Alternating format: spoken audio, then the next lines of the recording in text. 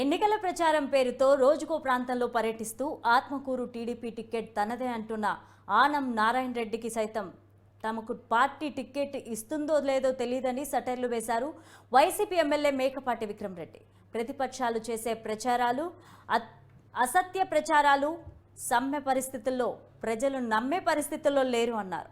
CM Jagan సిద్ధం సభకు వచ్చిన స్పందన చూశాక ఎన్నికల ప్రచారం చేయాల్సిన అవసరం లేదనిపిస్తుందని అన్నారు.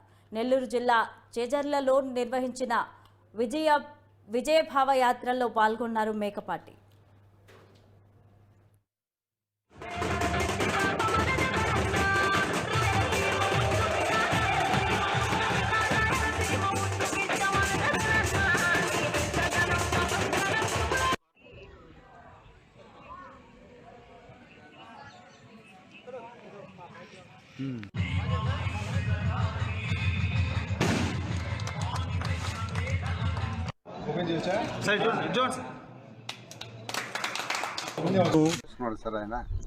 రామనారాయణ రెడ్డి గారు గత 15 రోజుల ముందు వెంకటగిరి కూడా అదే విధంగా అనౌన్స్ చేశారు. ఇప్పుడు ఇక్కడ అంటున్నారు, దానికి ముందు నెల్లూరు ఇష్టం అన్నారు. వాళ్ళు ఫైనల్ చేసేదాకా ఇంకా కరెక్ట్ గా ఎవరు చెప్పలేకుండా ఉన్నారు. ఇక్కడ వాళ్ళ కార్యకర్తలు కూడా కొంచెం డౌట్ లోనే ఉన్నారు, ఎవరు క్యాండిడేట్ అని చెప్పేసి.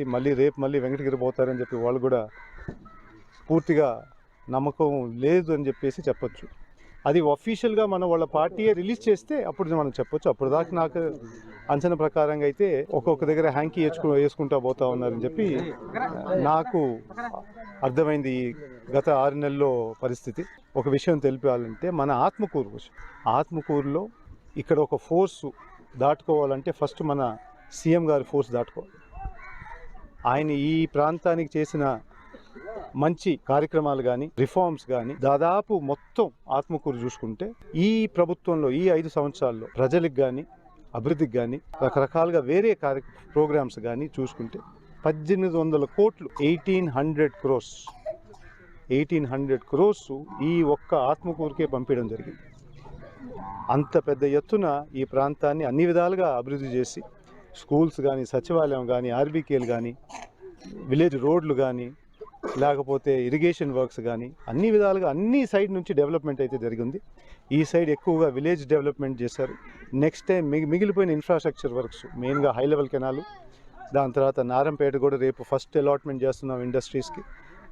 నెక్స్ట్ 5 yearsలో ఇన్ఫ్రాస్ట్రక్చర్ వర్క్స్ కూడా పూర్తి చేసి పెద్ద ఎత్తున దాదాపు 5000 ఉద్యోగాలు అయితే ఇక్కడే తయారయ్యేటట్టు మేము